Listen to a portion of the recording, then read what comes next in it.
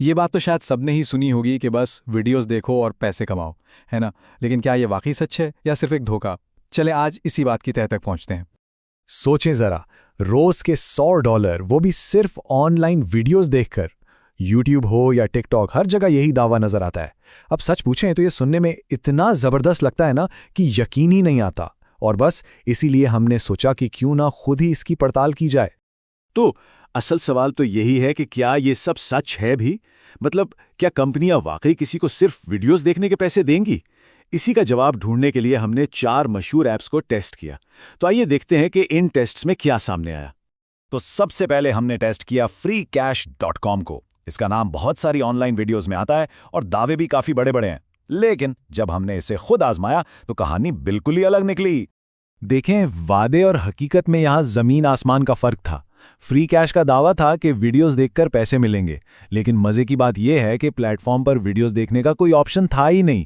जो थोड़े बहुत पैसे बने भी वो एक गेम खेलने से बने, वीडियोस देखने से नहीं। तो ये तो सीधा सीधा गुमराह करने वाली बात हुई। तो कुल मिलाकर कमाई कितनी हुई? सिर्फ $10। और सबसे अहम बात यह है कि ये पैसे भी एक गेम टेस्ट करने की ऑफर से मिले थे। वीडियोस देखने वाले वादे से तो इसका दूर दूर तक कोई लेना देना ही नहीं था। और वीडियोस देखकर पैसे कमाने का क्या बना? फ्री कैश से इस काम के लिए मिले पूरे $0। मतलब हमारा पहला टेस्ट तो बुरी तरह फेल हो गया। अच्छा, तो पहला टेस्ट तो हो गया नाकाम।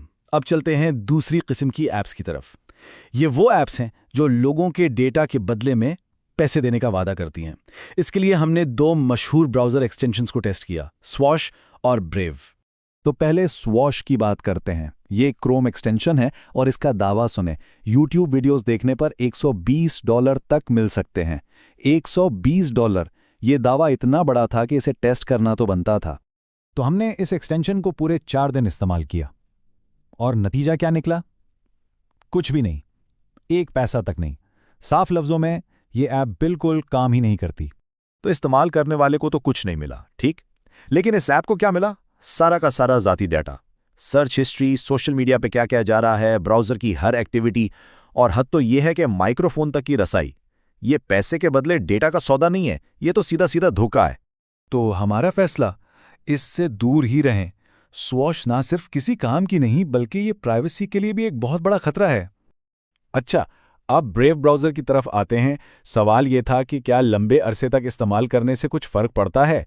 तो हमने इसे पूरे 1 साल तक इस्तेमाल किया, सिर्फ ये देखने के लिए कि क्या इससे कोई ठीक ठाक रकम बन भी सकती है या नहीं। और पूरे 1 साल के इस्तेमाल के बाद कुल कमाई हुई तकरीबन 60 सेंट। जी हाँ, आपने सही सुना, पूरे साल में सिर्फ 60 सेंट। इससे ज़्यादा तो शायद सड़क पर चलते हुए मिल जाएं। चलें, अब आते हैं हमारे आखिरी टेस्ट पर, जंप टास्क। ये वो वाहिद ऐप थी जो सच में वीडियोस देखने के टास्क दे रही थी। लेकिन जिस तरीके से ये काम करती है ना, वो काफ़ी कह लें कि मशकूक है। ज़रा इस पूरे प्रोसेस पर एक नज़र डालें। सिर्फ 1 सेंट कमाने के लिए क्या कुछ करना पड़ता है? पहले टास्क शुरू करो, फिर यूट्यूब पर जाकर एक खास लफ्ज़ सर्च करो, फिर एक मखसूस वीडियो ढूंढकर उस पर क्लिक करो, फिर उसे पूरी स्पीड पर पूरा देखो और आखिर में वापस आकर एक हैशटैग डालो। ये सब कुछ सिर्फ 1 सेंट के लिए। और इतनी सारी मेहनत का इनाम सिर्फ और सिर्फ 1 सेंट। ये तो मजाकी है ना? ये तो किसी के वक्त की खुली बेइज्जती है। लेकिन बात सिर्फ कम पैसों की नहीं है। ये पूरा तरीका ना सिर्फ मशकूक है बल्कि ये यूट्यूब के कवानीन के भी सख्त खिलाफ है। असल में इसका मकसद सिर्फ फेक व्यूज़ बढ़ाने हैं, जो कि बिल्कुल एक गलत काम है। तो इन सारे टेस्ट के बाद हतमी नतीजा क्या निकला? चलें एक नज़र डालते हैं कि वादा क्या था और हकीकत में क्या मिला। तो नतीजा बिल्कुल साफ है। फ्री कैश ने तो सीधा गुमराह किया, स्वॉश ने डेटा ले लिया लेकिन दिया कुछ नहीं, ब्रेव ने 1 साल में कुछ भी नहीं दिया, और जंप टास्क ने एक गलत काम में सिर्फ वक्त ज़ाया करवाया। मतलब कोई एक भी ऐप अपने वादे पर पूरी नहीं उतरी। तो इस पूरी तहकीक का निचोड़ क्या है? सीधी सी बात है, इन ऐप्स से कोई भी काबिल ज़िक्र रकम नहीं कमा सकता। ये सारे वादे या तो बिल्कुल छूटे हैं या फिर बहुत बुरी तरह से गुमराह करने वाले हैं। तो आखिर में एक ही सवाल बचता है, किसी के अपने वक्त की असल कीमत क्या है? क्या वाकई चंद सेंट के लिए अपना इतना कीमती वक्त और अपना ज़ाती डेटा दोनों को दांव पर लगाना कोई समझदारी की बात है? इस पर सोचना बहुत ज़रूरी है।